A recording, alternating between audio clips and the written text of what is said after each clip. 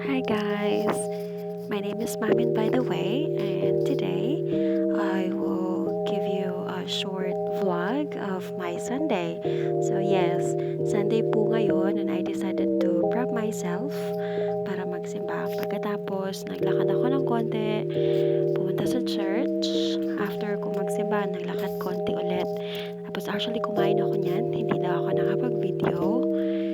After kong kumain, naglakad-lakad ng konti, naghanap ng tricycle, at sumakay na pauwi ng bahay.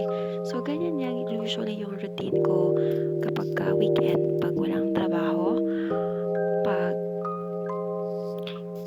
kung nasa bahay, natutulog, naglalaba, nanonood ng kung ano-ano sa social media.